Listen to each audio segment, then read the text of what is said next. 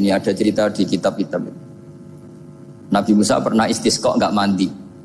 Kan nggak terima, dia seorang nabi kok istisqa nggak mandi. Saya ini kali muka ya Allah, kenapa doa saya nggak mandi? Terus kata Nabi, kata Allah, inna fihim namaman, di antara yang berdoa sama kamu yang istighosa kubro itu ada yang namaman, tukang adu-adu. Nabi Musa ngajarin Tuhan, ya Allah kan gampang, kasih tahu dia siapa tak usir supaya tidak ikut istighosa, akan selesai. Terus dari pengiran lucu. Saya ini Tuhan, anha anin namimah. Saya ini Tuhan yang mengharamkan namimah. Maka saya tidak akan nama. Anha anin namimah wa akunu namaman. Saya ini mengharamkan adu-adu kok terus. Dudono sing kan ya sudah Gusti kalau gitu. Lalu solusinya gimana ini? Nanti solusinya gimana Tuhan? Ya sudah kamu nyari hamba saya yang namanya ini. Cari sama Nabi Musa. Ketemu orang namanya hitam. Makanya saya sama Mas Nadim itu sungkan karena di antara wali itu ada yang hitam. Oh hitam terus nggak apa-apa ini biar impas, biar saya sampean bisa jadi wali karena madlum kan. Itu ketemu. Setelah ketemu sama-sama nur. Anta bareh, ya saya bareh. Terus anta Musa, ya saya Musa. Kenapa kamu tahu? Dikasih tahu Allah. Ini karena sama satu nabi, satu wali. Terus saya ini mau istisqa gak mandi, tapi sama Allah disuruh minta doa sama kamu. Itu doanya tuh ngawur sekali, bukan sekedar ngawur sekali. Ya Allah, apa engkau sudah tidak punya stok air sehingga tidak ada hujan gitu? Apa angin-angin sudah tidak nurut sama jenengan sehingga tidak bisa menghalau awan untuk menurunkan hujan? Faka ada Musa ajab disawi, itu di semua kitab. Musa hampir saja jotos, dianggap doa yang enggak sopan. Tapi kata Allah, la tadribhu ya Musa fa innahu adhakani fil yaumi salasa marrat. Dia bisa bikin senyum saya sampai 3 kali kan. Lu soal mereka maksiatuhum la tadurruka. Maksiat mereka itu tidak ngefek ke engkau kok jenengan pertimbangkan. Maksiatuhum la tadurruka. Akhirnya langsung hujan. Jadi jangan kira wali-wali dulu terus terlalu istiqomah, ada juga. Mereka punya pakem yang menjadikan Allah itu ridho. Saya beri contoh nih, di sini banyak makalah, nanti saya beberapa baca tabarruk.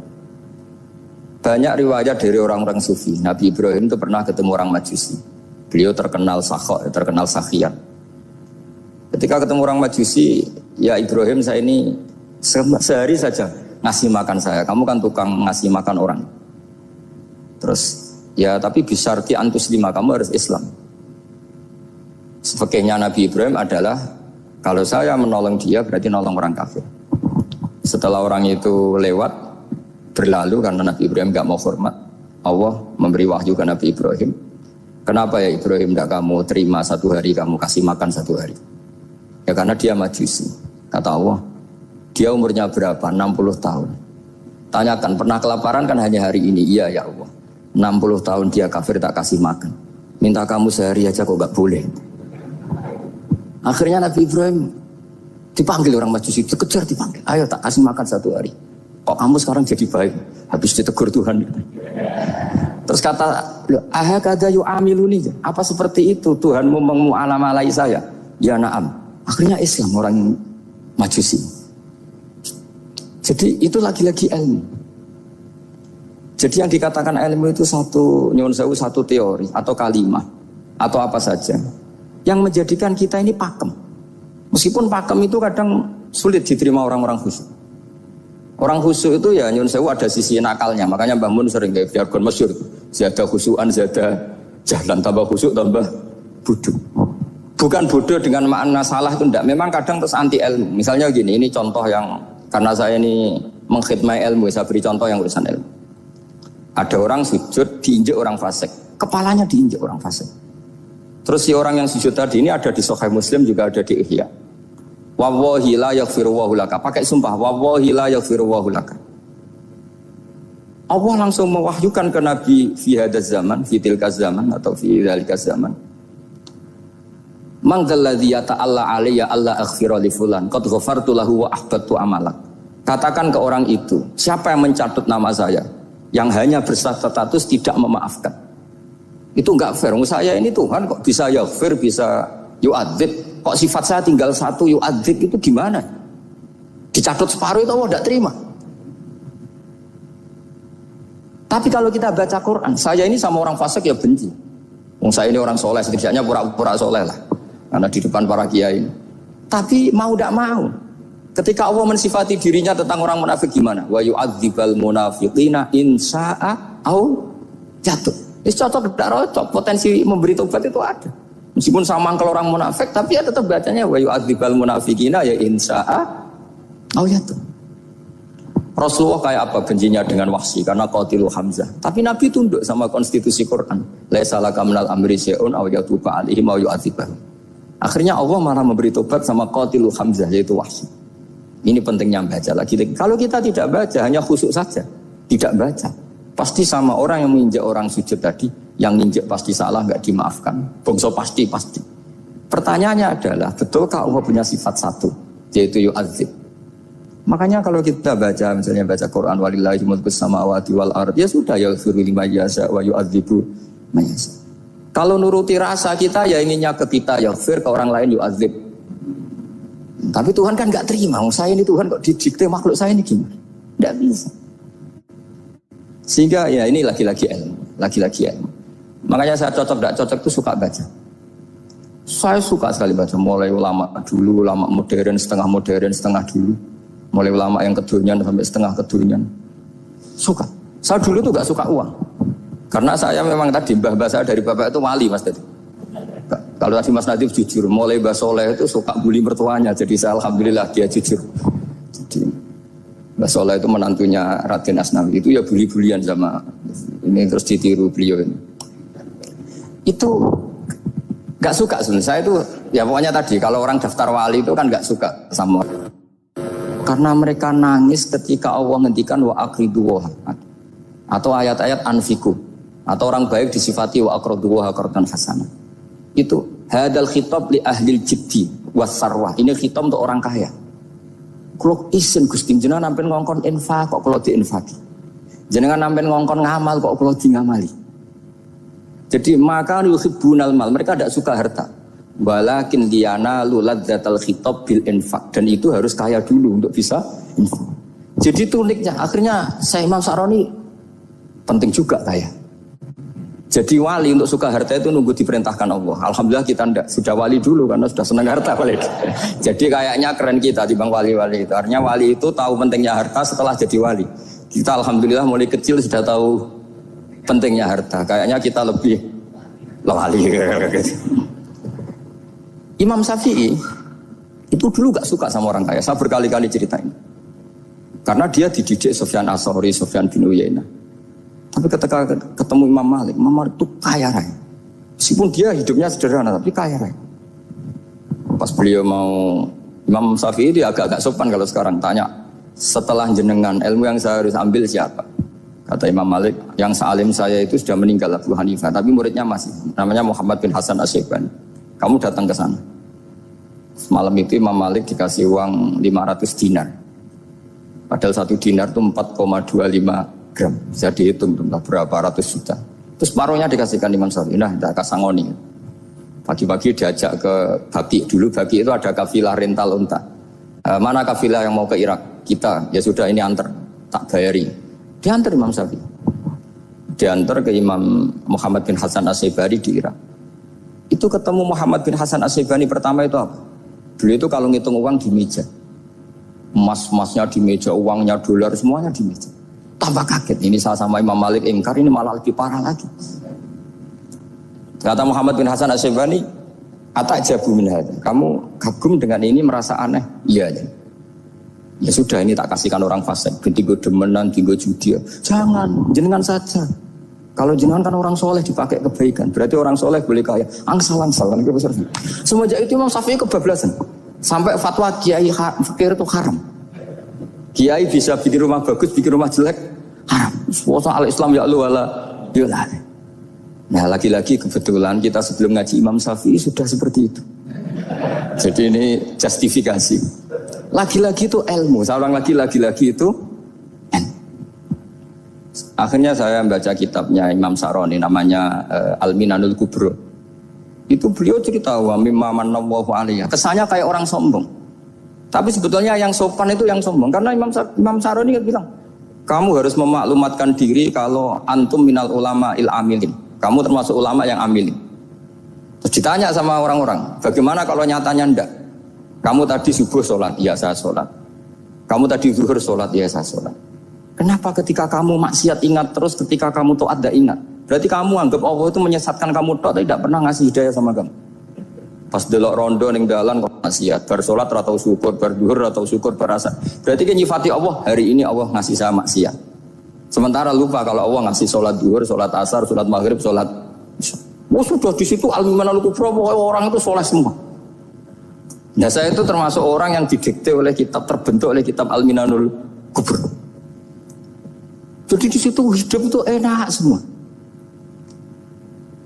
Makanya saya itu masih ingat dialeknya dua orang alim, nggak perlu saya sebut, ini agak sensitif karena ceritanya itu ada anaknya kiai mau nyalek, karena dia anaknya kiai tanya,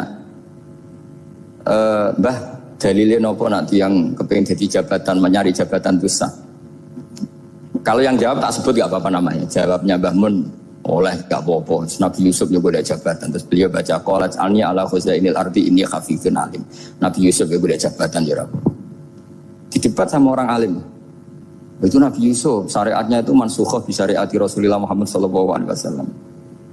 Setelah tamunya pulang, Mbah Mun dibantah gitu. Dari Mbah Mun gini bilang, anut kiai wae oleh pemenang anut Nabi. Sama singkat kalimatnya. Anut kiai wae oleh pemenang anut. Artinya Nabi Yusuf kan minta jabatan ij'alni ala khuzainil ard. Jadi akhirnya semenjak itu fikih-fikih ilmu tadi saya ulang lagi.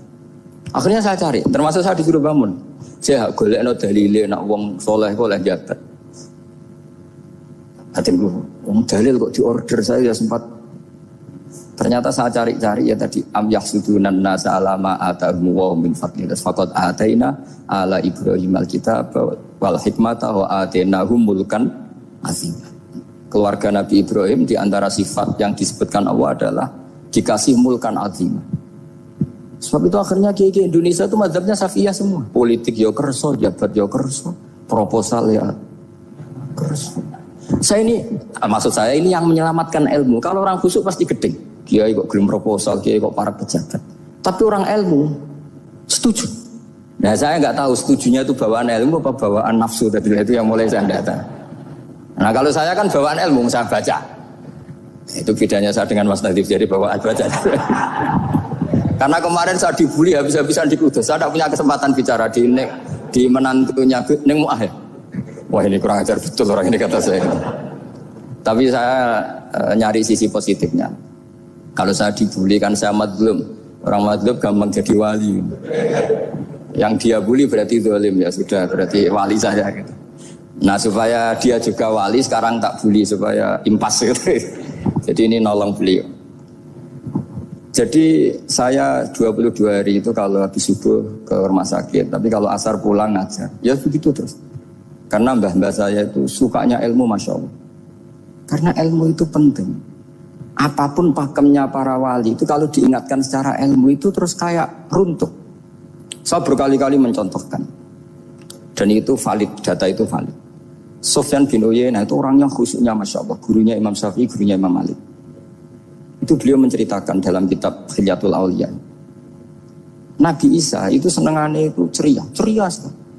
Nabi Yahya itu senengannya bersengut, abusan, suka kayak takut akhirat, takut penyakit. Tapi bukan takut corona, enggak yang jelas kan. Saya akhir-akhir ini fatwa, sekarang jangan baca Uwais Al-Qarani, tapi Al-Qarni. Meskipun saya tahu ada yang baca Qarani di kitab-kitab, ada yang baca Qarni. Tapi sekarang wajib dibaca Al-Qarni sementara. Sekali dibaca Al-Qarani itu nisbatun ilah. Iya, jadi makanya ini untuk sementara dibaca, ngikuti yang baca Uwais Al-Qarni. Meskipun di sarah-sarah apa bi fathir ra wakila bi sukun, sudahlah sekarang harus ijma dulu Al-Qarni ya, karena kalau Al-Qarani itu akhirnya Nabi Isa ditegur sama Nabi Yahya. Mali aro kadohikan ka'anna kata manumin makrillah. Saya melihat kamu kok suka tertawa, seakan-akan kamu merasa aman tidak kena azabnya Allah. Nabi Isa akhirnya balas tanya, Mali aro ka'abisan ka'anna katai asumin rahmatillah taknatu min rahmatillah. Kowe mbesengut wae koyo dunia orang rahmat, anane corona atok.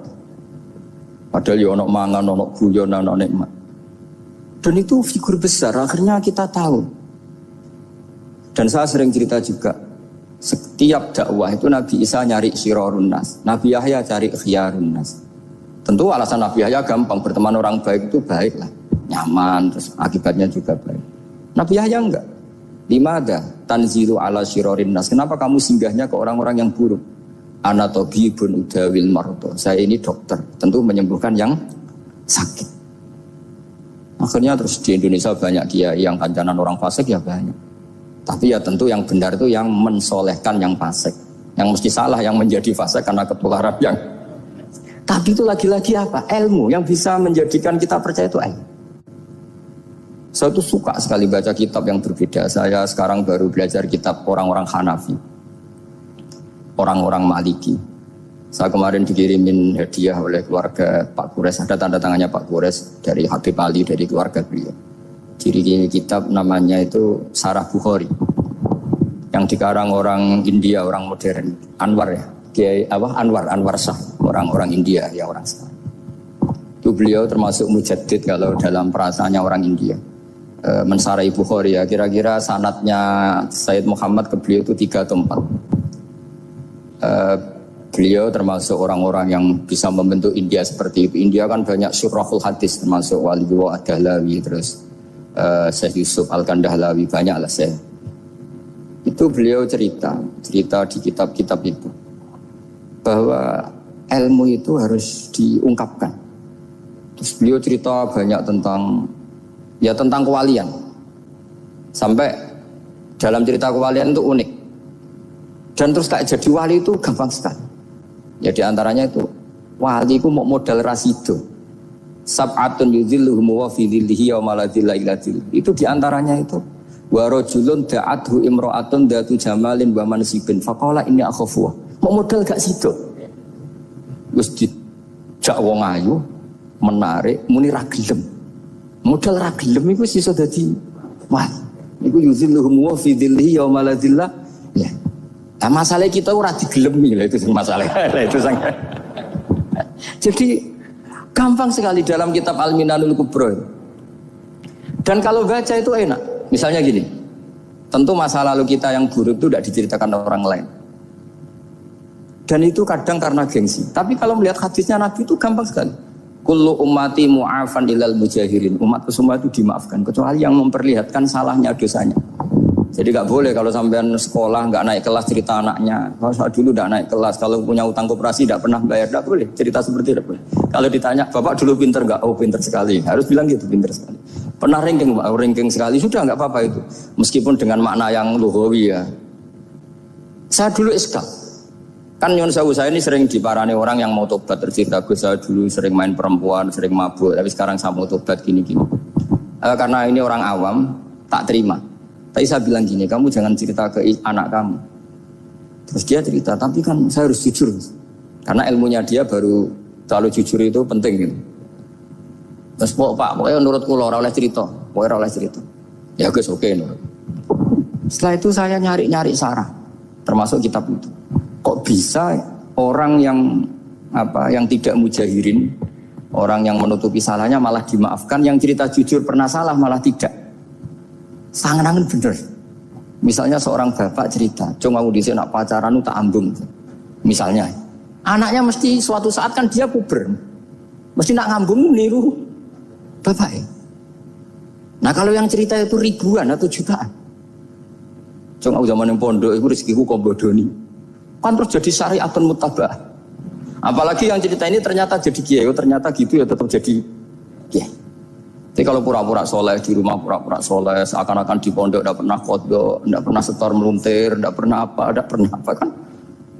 Katanya, lalu lucunya, oke itu alasan. Alasannya Imam Ghazali itu paling masuk akal. Ini saya cerita, ila aliman barokahnya baca Imam Ghazali. Fa inna Allaha ta'ala yakrahu zuhurul ma'asi. Wa min asbabi zuhur adalah al-mujahar. Karena Allah itu gak suka maksiat itu begitu kelihatan. Dan awal dari kelihatannya maksiat adalah semua orang cerita. Akhirnya maksiat dianggap biasa saja. Jadi kalau semua orang cerita zaman mondok nakal itu akhirnya semua orang yang nakal. Oh itu niru kiai ini karena ini niru. Kan repot. Tapi kalau semua kiai sok suci atau suci betul, dan semoga ya suci betul, kan yang maksiat, yang mau maksiat ini nggak punya alasan karena masternya nggak pernah maksiat. Meskipun sebagian yang sultan nggak pernah konangan, tapi nggak tahu, pokoknya yang penting seperti itu. Itu hebatnya konsepnya. Saya dulu ya eskal loh. Kok? Ya tadi kullu ummati mu'afan illal mujahirin. Saya dulu eskal kan. Tapi setelah baca Ihya kata Imam Ghazali, karena Allah itu nggak suka zuhurul ma'asi. Allah nggak suka kalau maksiat terlalu muncul. Dan termasuk sebabnya muncul adalah setiap orang jujur menceritakan masa lalunya. Sebab itu kita sebagai orang Islam yang entahlah istilahnya apa. Kalau istilahnya Mas Najib Islam Nusantara atau moderat macam-macam lah. Saya termasuk orang yang sebetulnya ingin nggak setuju, bukan karena menentang. Nanti ngapalkan firqahnya kebanyakan. 72 aja ngapalkan banyak ditambahi Islam Nusantara, Islam moderat, Islam garis apa lagi itu? Oh garis lurus. Ada yang lagi lucu. Ya macam. Tapi setelah saya ulang lagi, setelah baca banyak, itu akhirnya menjadi tahu. Karena apa ya? Fitrah salimah kita. Misalnya gini, ada cerita di kitab-kitab. Nabi Musa pernah istisqa nggak mandi. Kan nggak terima, dia seorang nabi kok istisqa nggak mandi. Saya ini kali muka ya Allah, kenapa doa saya nggak mandi? Terus kata Nabi, kata Allah, inna fihim namaman, di antara yang berdoa sama kamu yang istighosa kubro itu ada yang namaman, tukang ngadu itu. Nabi Musa ngajarin Tuhan, ya Allah kan gampang, kasih tahu dia siapa tak usir supaya tidak ikut istighosa, akan selesai. Terus dari pengiran lucu. Saya ini Tuhan, anha anin namimah. Saya ini Tuhan yang mengharamkan namimah. Maka saya tidak akan nama. Anha anin namimah wa akunu namaman. Saya ini mengharamkan adu-adu kok terus. Dudono sing kan ya sudah Gusti kalau gitu. Lalu solusinya gimana ini? Nanti solusinya gimana Tuhan? Ya sudah kamu nyari hamba saya yang namanya ini. Cari sama Nabi Musa. Ketemu orang namanya hitam. Makanya saya sama Mas Nadim itu sungkan karena di antara wali itu ada yang hitam. Oh hitam terus nggak apa-apa ini biar impas, biar saya sampean bisa jadi wali karena madlum kan. Itu ketemu. Setelah ketemu sama-sama nur. Anta bareh, ya saya bareh. Terus anta Musa, ya saya Musa. Kenapa kamu tahu? Dikasih tahu Allah. Ini karena sama satu nabi, satu wali. Terus saya ini mau istisqa gak mandi, tapi sama Allah disuruh minta doa sama kamu. Itu doanya tuh ngawur sekali, bukan sekedar ngawur sekali. Ya Allah, apa engkau sudah tidak punya stok air sehingga tidak ada hujan gitu? Apa angin-angin sudah tidak nurut sama jenengan sehingga tidak bisa menghalau awan untuk menurunkan hujan? Faka ada Musa ajab disawi, itu di semua kitab. Musa hampir saja jotos, dianggap doa yang enggak sopan. Tapi kata Allah, la tadribhu ya Musa fa innahu adhakani fil yaumi salasa marrat. Dia bisa bikin senyum saya sampai 3 kali kan.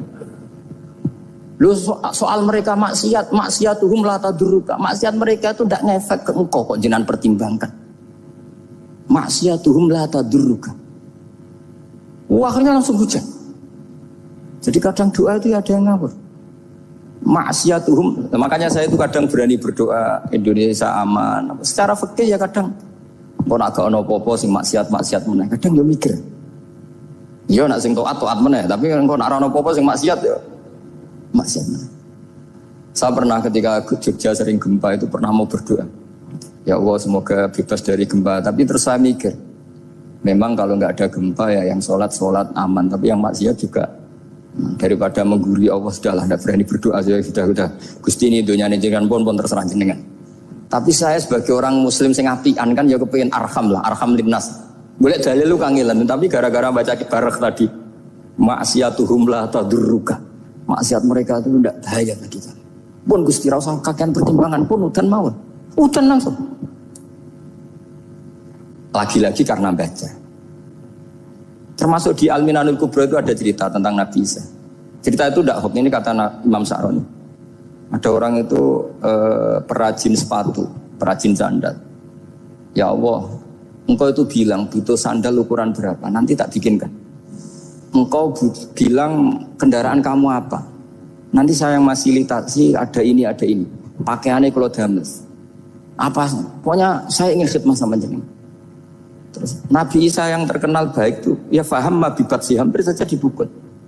Terus kata Allah jangan Isa. Dia muji saya sesuai yang dia ketahui. Lagi-lagi baca. Jadi tidak bisa kita mengadili orang lain ini kalimat ini tasbih wa bil khalqi itu tidak bisa, tidak segampang itu. Kecuali yang ngomong orang-orang Mu'tazilah atau orang-orang Khawarij mungkin kita lawan karena besar. Karena orang lugu itu gimana ya? Seperti Ahmad ditanya, kamu mukminah? Terus dites sama Nabi, aina Allah? Fa asyarat ila sama. Allah di langit. Coba kalau kamu tauhidkan, Allah la yakhullu fi makanin. Berarti kan masalah itu karena Allah laisa kamitslihi. Saya juga pernah diprotes kiai, kenapa ada istilah senyum, istilah susah? Padahal Allah enggak pernah susah. Tak tanya kiai itu. Saya kan sering bilang Allah susah, Allah apa? Gus, kok gitu? Padahal Allah kan enggak pernah. Tak tanya, kamu hafal Quran? Enggak. Ya sudah, baca aja ayat falamma asafunan taqamna minhu. Itu doire asafa itu kan asifa ya safu asafan. Diikutkan wazan afala berarti asafa yuksifu. Berarti kayak dengan ata lah. Ya ata ya'ti ityanan, kalau ingin wazan afala kan ata yu'ti ita. Sama dengan falamma asafu mongko sumangsani gawe susah sapa Fir'aun wa kaumu. Nah ini ingsun. Fir'aun mari ribet, mari aku susah. Aku pengiran jadi tandingi. Intaqamna minhum kataku. Akhirnya dia itu bilang, bila Allah susah. Iya sembol, aku itu hafal Quran, jadi spontan bahasaku gue salah, gue orang itu ada kembaran Quran. Sampai masih khusyuk, orang hafal Quran, akhirnya yang ini kata saya. Akhirnya jebule ilmu itu penting, sesuai nah ilmu itu penting kata saya. Jadi ini lagi-lagi illa aliman au mutan. Jadi saya tuh dapat barokahnya ilmu. Saya sebagai manusia ya takut mati, tapi tadi kalau kadang-kadang melihat mati itu rohah min kulli syarrin. Kita ini meskipun nyun sewu sekarang tidak zina, tidak korupsi, potensi itu tetap ada. Dan yang bisa mengakhiri potensi itu apa coba? Al-maut. Sehingga Nabi mengajarkan kita itu gampang sekali dalam beragama. Ij'alil hayata ziyadatan li fi kulli khairin wal mauta rohatan li min kulli syarrin. Lagi-lagi ilmu yang menyelamatkan kita itu ilmu. Sehingga Umar bin Abdul Aziz ketika mau meninggal, semua keluarganya nangis. Dia tanya, kenapa kamu menangis? Karena engkau mau meninggal. Memangnya setelah saya meninggal mau kemana? Ila Rabbin Karim, ila Rabbin Rahim. Jadi segampang itu untuk melihat. Nah, tapi kalau kita tidak baca, seakan-akan wah mati ngeri nak mubun rokok. Seakan-akan di alam sana hanya ada neraka. Padahal anak indadoni abdi. Daripada nganggep neraka masalah atau eleng pangeran kan ini. Lagi-lagi baca. La yamutan ahadukum illa wa yusinuduna billah. Jangan sampai seseorang mati kecuali dalam keadaan husnudzon sama. Saya tuh masih ingat Gus Yaki pas Bapak gerah itu tak antar ke Karyadi di Semarang. Itu mau kapundhut itu cek guyon. Jong ape mati mbok gawe ning hotel karena di pavilion. Sebelum mau kapundhut cek dungo khataman Quran, baca sabda terus khataman. Terus dong tak khataman Quran, terus rasa nangis, aku husnul khotimah, ya terus kamu itu kok enak maksudnya, santai maksudnya enggak, ya relax aja. Seperti Mbah Mun itu dulu, saya tuh, ya aku bela wafati sering ketemu, ya ada hanya saya tentu banyak orang sering ketemu beliau. Jawabnya Mbah Mun, Cung, aku nak mati Selasa berarti aku wong alim, nak mati Jumat berarti aku wali, kok penak kabeh. Saya sebenarnya ingin tanya, nak setu bah tahat nih, tapi kok potongannya orang pantas itu. Ketika beliau nyatanya kapundut Selasa, berarti senang status alim. Artinya orang-orang dulu itu, Imam Ghazali lebih parah lagi. Ya saya yakin ya semua orang Islam mati itu baik. Imam Ghazali lebih parah lagi. Itu beliau kapundut, itu orang yang perjalanannya 3 hari itu sudah datang semua. Sore beliau beli kafan. Terus beliau bilang ke adiknya, saya nanti kalau mati yang imami orang ini. Jangan makamkan saya sebelum diimami orang ini. Dulu udah ada WA-nya Mas Nabi, udah ada grupnya. Itu ketika beliau sudah beli kafan habis sholat subuh, alayya bil kafni, kafan saya bawa sini. Dikasihkan sama adiknya. Ya Allah, ar-ridho bil intiqal ilal malakil. Jadi saya sudah ridho kalau ketemu engkau. Terus kabundut. Adiknya bingung karena orang yang ditunjuk itu harus 3 hari perjalanan. Ternyata datang semua. Datang semua terus. Kok kenapa engkau datang? Ghazali wis kondo aku ini 3 dina yang lalu. Jadi aku langsung harus perjalanan. Pamit itu. Lalu kubu sebelah, ini cerita Mas Nadi yang tukang tukaran sama kubu sebelah itu Mas Nadi. Kalau saya ini orang baik, gak suka tukaran berarti. Masih orang baik. Yang aku orang baik itu penting cara kitab Al-Minanul Kubro. Karena kalau ngaku orang elek, berarti kenangannya Allah sama kamu itu bikin elek, tidak bikin baik. Itu cara pikiran Imam Sa'roni dalam Al-Minanul Kubro. Kamu kan boleh mengatakan saya habis makan, habis minum. Artinya apa? Kamu habis dapat nikmat. Kamu harusnya juga bilang, saya habis ngamalkan ilmu, saya habis dapat hidayat. Wong tadi kamu ya sholat subuh, kamu ya baca Quran. Susah opo sing ngakoni tawabik dari Imam Sa'roni gitu. Senengane kok, kalau mau bermaksiat berdelok wong wedok. Memangnya Allah mau amalah mbek kowe mau elek tok atau mau amalah apik? Ini rada provokator, tapi ini cerita ilmu, ini cerita ilmu. Makanya saya kenapa tetap hormat Mas Adib, karena provokator, meskipun itu asli, gak karena baca. Kalau ini asli memang suka sombong memang asli. Tapi apapun itu kan tahun yang Mesir. Jangan-jangan bacanya itu. Saya baca kitabnya, dia ke makomnya. Imam Sa'roni kan orang pernah ziarah. Makanya potensinya seperti itu. Jadi saya terus dulu saya itu nih Gus Yakin. Bapak itu SK. Bapak itu seneng kancanan wong mlete timbang wong sopan. Saya dulu ya SK. Bapak itu kancanan wong mlete itu. Suatu saat bapak wafat, si pendereknya bapak yang mlete ini tak kancani. Marah tuh orangnya. Marah.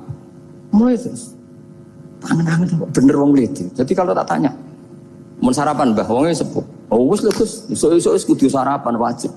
Wis rokok wis. Ternyata dia lebih gampang ngitung nikmat. Kok gak kerja bang? Aku nang masjid di 10.000, kon ngino wong kerja ora usah di 10.000 wis rojo iso mangan iso ngombe. Lha opo ngamulo wong liya? Kan kok bener sesuai. Sementara sing sopan kurang ajar. Mbah mun mangan. Terus ngenteni perjuangan LKB mboten panen men ngenes. Kaya Allah ora tau akhirnya Bang. Oh mungkin karena ini Bapak. Jadi akhirnya sesuai wae ora pati. Kancanan wong sopan-sopan. Akhirnya kancanan Mas Nadif kan gitu ceritanya. Ternyata orang sopan ya kacau juga mau eling sisi panen akeh tak tahu. Mbah panen kathah. Mboten Gus namung meniki. Pokoke ngeluh terus. Jadi makanya ini kan apa-apa kalau berlebihan itu repot. Seperti saya pernah ditanya, kalau orang Jawa Timur itu hormatnya sama kiai, kalau sama orang biasa itu kurang hormat. Kalau orang Solo itu sopan-sopan, tapi ya sama-sama ada masalah.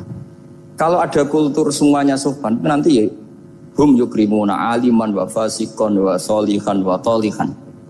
Soleh, sopan yang berlebihan akhirnya sampai pernah ada seorang kiai latihan. Ini kisah nyata, itu teman saya, ketemu orang Solo dihormati. Sempat GR, barokahnya ilmu saya dihormati orang itu. Bareng sama orang fasik, orang macam-macam ya dihormati yang sama. Jebule podo wae kan. Artinya gini, kalau akhlak itu benar-benar kelebihan, tapi kalau berlebihan la farqa bainal alim wal jahil wal fasik was saleh wat thaleh, karena semuanya dihormati. Tapi kalau misalnya ada Jawa Timur yang membeda-bedakan manusia, kadang kita ini juga beratnya semua itu ibadah, semua iyalullah semua. Jadi terus kita ini mikir yang benar yang mana setelah mengkaji ilmu, lagi-lagi setelah mengkaji. Nah makanya saya ingin sekali ilmu ini harus dikembangkan terus. Karena saya kenalnya Mbah Dola, Mbah Sahal, semua masyayikh ini min haitsul ilm. Karena ilmu ini yang cukup. Islam itu gak bisa dikawal dengan khusyuk, gak cukup. Yang bisa mengawal Islam banyak. Sebab itu fa'alam annahu la ilaha. Makanya orang Khawarij itu kata Rasulullah syarrul khaliq. Kenapa orang Khawarij dibenci Nabi? Karena suka khusyuk, suka ibadah tapi tidak suka ilmu.